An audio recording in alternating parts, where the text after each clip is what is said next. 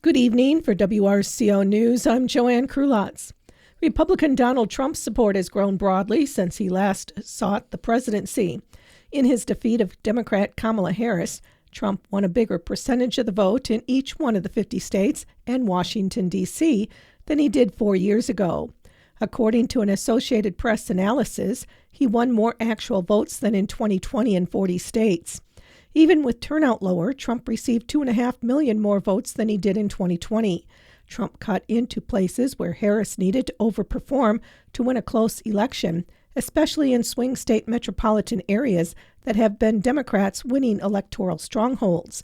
Now Democrats are weighing how to regain traction ahead of the midterm elections in 2 years. UW-Madison has jumped up in research rankings. For years, it was number 8 on the list of universities that spent the most on research, but now it's number 6. That's because it has $1.7 billion in research expenditures. About half of that came from federal grants and awards.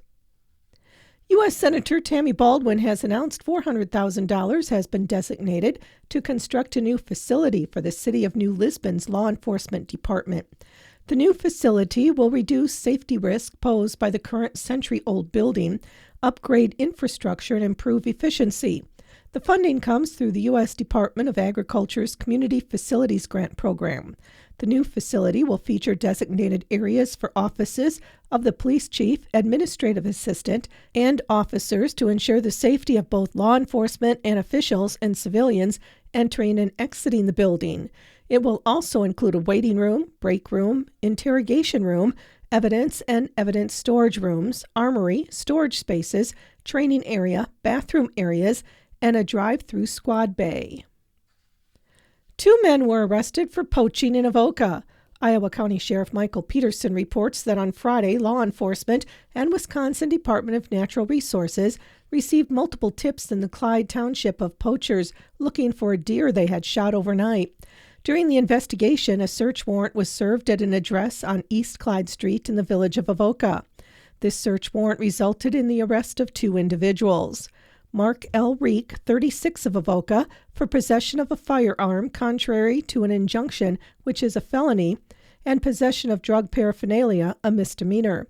And Kim H. Wardell, 69 of Muscadet. Wardell was charged with 2 misdemeanors for resisting or obstructing an officer and possession of drug paraphernalia, and 2 felony counts of possession of methamphetamine and bail jumping. He was also arrested on a probation hold. Parts of the illegally harvested deer were located at the residence. The investigation continues, and further charges will be referred to the Iowa County District Attorney's Office by Wisconsin Department of Natural Resources. The Wisconsin Department of Natural Resources today announced preliminary deer harvest and license sale totals for the opening weekend of the 2024 gun deer season. Preliminary figures indicate the number of gun deer hunters in Wisconsin slightly increased compared to 2023.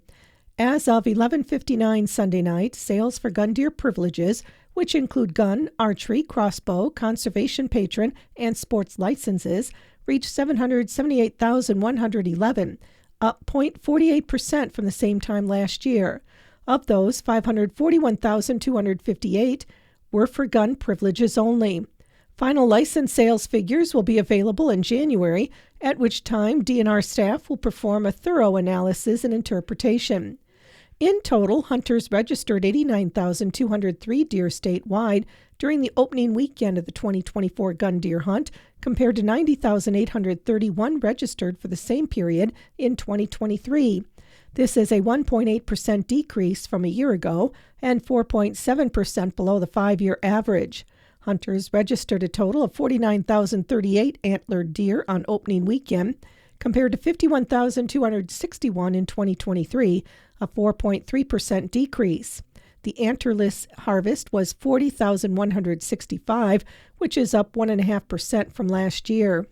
In the Southern Farmland District, which includes Crawford, Grant, Iowa, Richland, Sauk, and Vernon counties, there were a total of 20,567 deer harvested, which included 10,585 antlered and 9,982 antlerless. Vernon County had the most deer harvested at 2,797, followed by Grant with 2,160 and Sauk with 1,908. Richland County reported a total harvest of 1,657. Crawford County saw 1,782 deer harvested, and Iowa County had a total of 993. Conditions for opening weekend this year were mostly cloudy and dry with some light precipitation in places Saturday morning. Mornings were cool and quiet. Temperatures rose to near or above 40 each day, which made for comfortable conditions for hunters.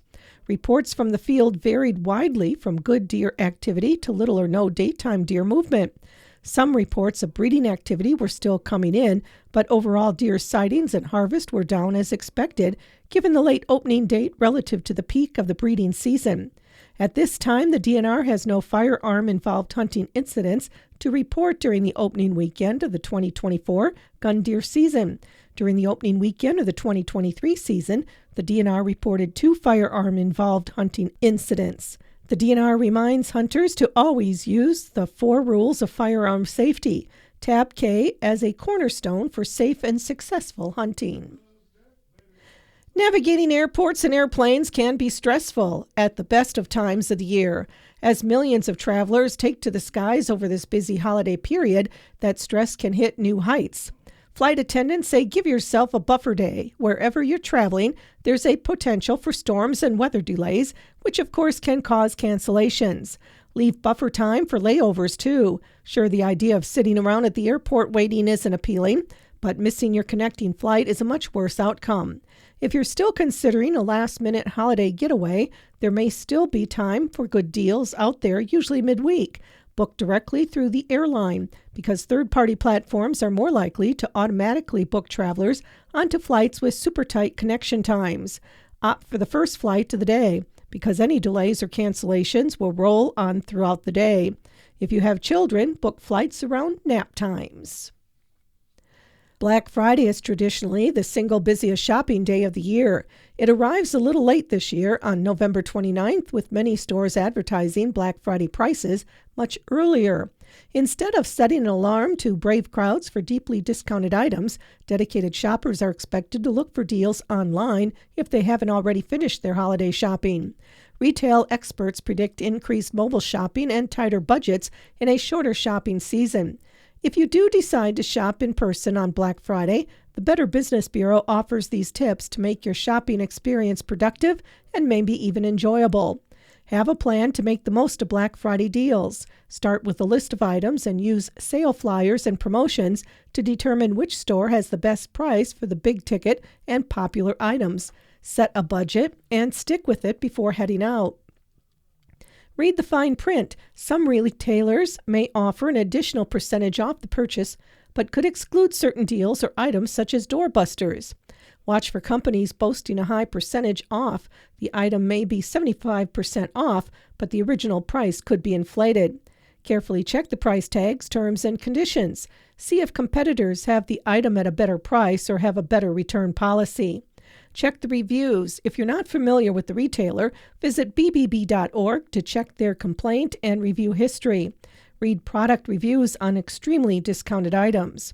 Plan out the excursion. Make a game plan of which stores to visit at which time and what items to buy at each store. Some retailers only honor certain sale ads early in the morning and have limited inventory of those items. Sign up for email alerts and reward programs.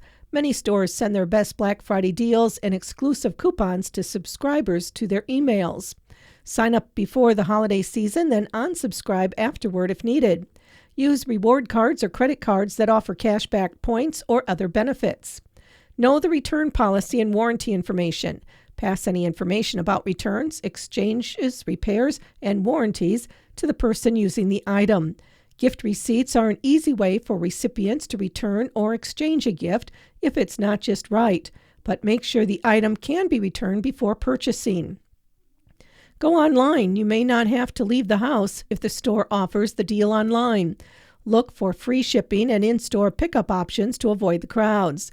Coupon sites and browser extensions can offer discount codes that may bring the delivery price below that of an in-person exchange.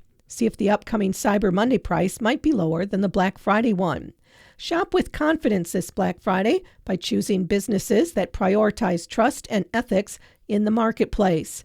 You'll have peace of mind, avoid scams, and make smart purchasing decisions. For more information, visit bbb.org. Those wishing to be a recipient in this year's Smiles for a Child are reminded that applications must be returned to Richland County Health and Human Services by 4:30 Wednesday afternoon in order to receive gifts at the toy distribution next month.